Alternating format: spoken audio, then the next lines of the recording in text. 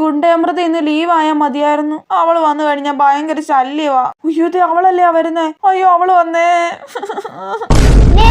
എന്താ അമൃത? ഞാൻ നിന്നോട് പറഞ്ഞിട്ടില്ലേ ഞാൻ വരുമ്പോ എന്റെ ബെഞ്ചും ഡെസ്കും തുടച്ചു വെക്കണോന്ന്? ആ ഞാൻ തുടച്ചായിരുന്നു. Very good. നേതുമോൾ, ഞാൻ ഇന്ന് ഹോംവർക്ക് എഴുതിയിട്ടില്ല. നീ എഴുതിയായിരുന്നോ? ഞാൻ ഇത്തിരി എഴുതിയായിരുന്നു. എന്നാ നീ ടീച്ചറോട് പറയണം നീ എഴുതിയിട്ടില്ലെന്ന്, കേട്ടല്ലോ. നേതുമോൾ, നീ ഇന്ന് ലഞ്ച് ബ്രേക്കിന് എന്താ കൊണ്ടുവന്നേ? മമ്മി എനിക്ക് സാൻഡ്വിച്ച് ആക്കി തന്നിട്ടുണ്ട്. അത് മൊത്തം എനിക്കിതാ. ഞാൻ തരൂല. തരൂല്ലേ നീ? തരാം. പൊടി പട്ടി. നീ ഇപ്പൊ ബാഡ് വേർഡ്സ് യൂസ് ചെയ്തല്ലേ? ഇത് ഞാൻ ടീച്ചറോട് പറഞ്ഞു കൊടുക്കുമ്പോള്. വേണ്ട അമൃതേ, പറയല്ലേ പ്ലീസ്. സാൻഡ്വിച്ച് മൊത്തം നീ എടുത്തോ. Okay okay. നേതുമോൾ ഫുഡ് കഴിച്ചു കഴിഞ്ഞോ?